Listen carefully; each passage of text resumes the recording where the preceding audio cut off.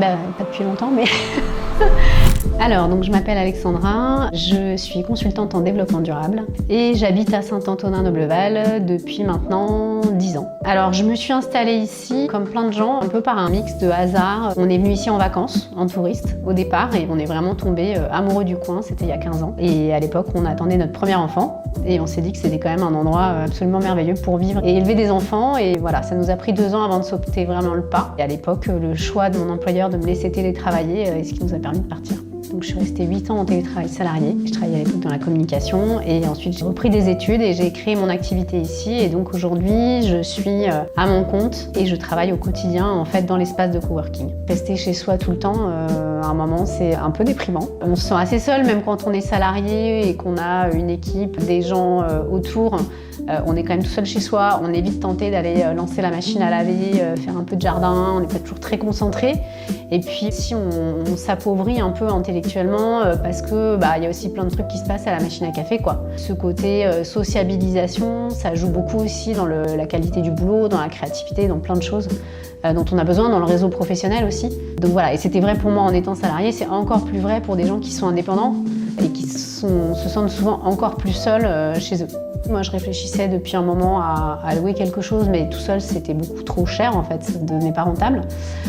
Donc, j'ai un peu lancé une bouteille à la mer sur Facebook en disant est-ce qu'il y a d'autres personnes qui seraient intéressées pour télétravailler? Et en fait, on s'est retrouvés au café de la Halle et on était 15.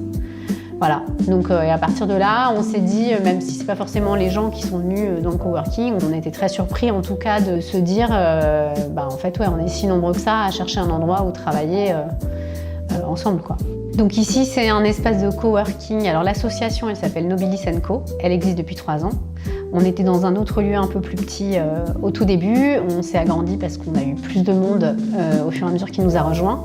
Donc aujourd'hui, on a 170 mètres carrés qu'on se partage entre des coworkers qui sont des coworkers permanents, qui ont un bureau à eux, qui ont toutes leurs affaires et qui sont là en permanence. Et on a des gens ponctuels qui viennent selon leurs besoins. C'est vrai que depuis le Covid, le télétravail s'est beaucoup développé et qu'en parallèle, ce développement du travail, il a fait que des gens sont venus s'installer ici vraiment parce qu'ils se sont dit que c'était possible et que ça commençait à être possible vis-à-vis de leur employeur. Donc pas mal de gens de la région toulousaine notamment, mais pas que. Et du coup, il y a eu aussi un développement des espaces de coworking. Donc il y en avait un à la Guépie avant nous.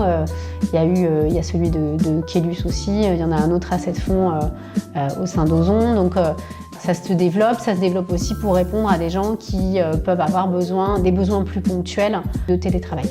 Des rituels particuliers, on a un jardin ici, manger dans le jardin ensemble, jardiner pour s'occuper un peu effectivement de l'entretien. Ou aller juste se faire une terrasse ensemble dehors parce qu'on est à 2 pas de la place de la Halle, des cafés, des restos.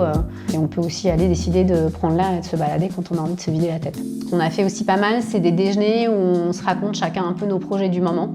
Et ça nous permet, même en invitant des gens qui viennent plus ponctuellement ou qui viennent pas, mais qui sont des gens du réseau au sens large, qui sont des amis des uns et des autres, parler de nos projets perso, de nos réseaux. Et c'est toujours des moments aussi d'échange de coordonnées, de bons plans, pas que professionnels aussi, à l'adresse d'un bon dentiste. Ça peut être aussi des choses plus dans la vie quotidienne qu'on se partage, quoi.